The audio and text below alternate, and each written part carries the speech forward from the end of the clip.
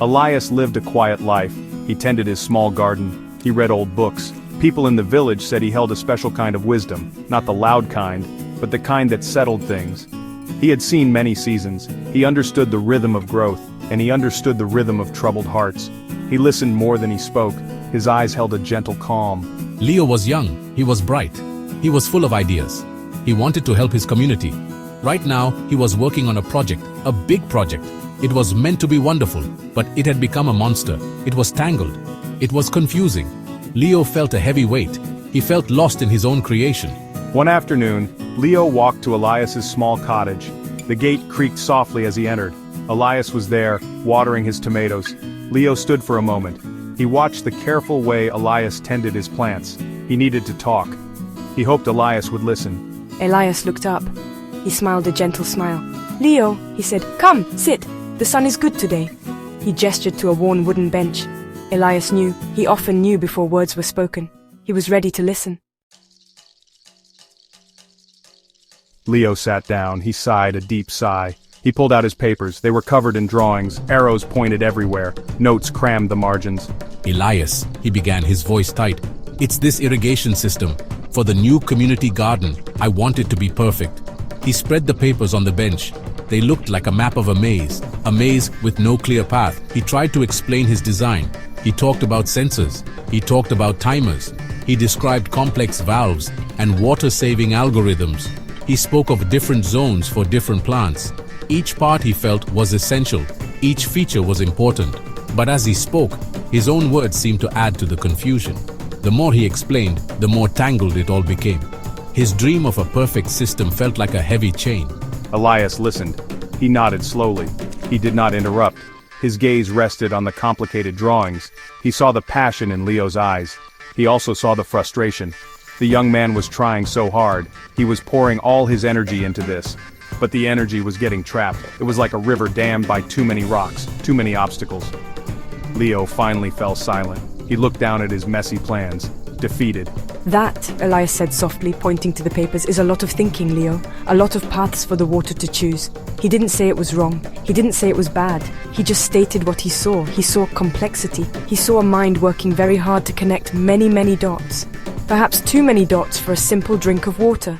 The garden just needed water after all. Elias did not look at the complex plans again. Instead, he looked at his own garden. He pointed to a small, simple clay pot. A single tomato plant grew there. It was healthy. It was strong. "This plant," Elias said, "needs water. It needs sun. It needs good soil. Very simple things."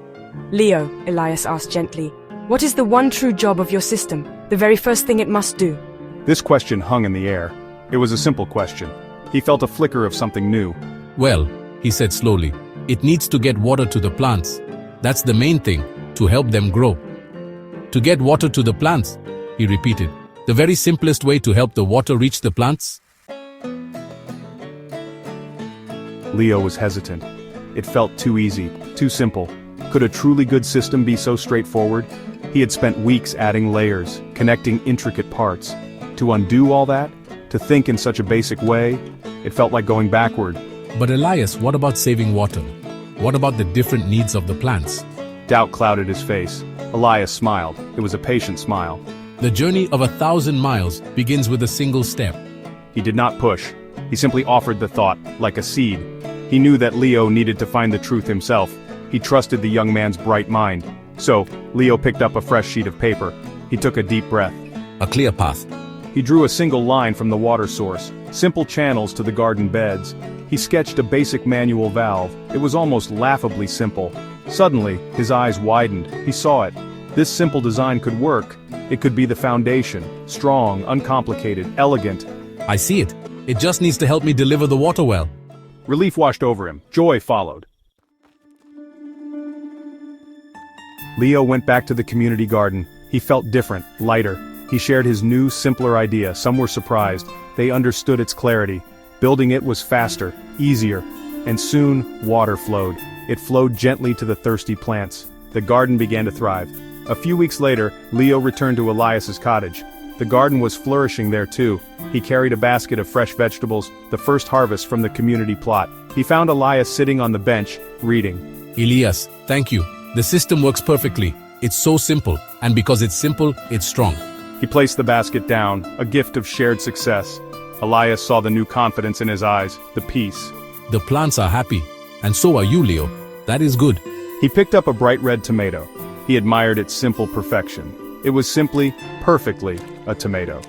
It fulfilled its purpose with an unpretentious grace. That was its own kind of genius.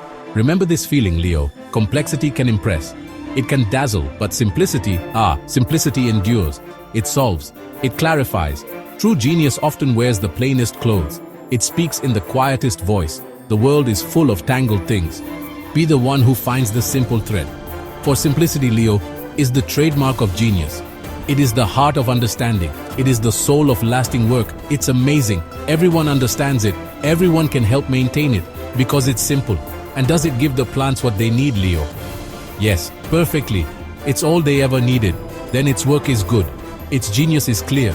Like a clean glass of water. Nothing more, nothing less.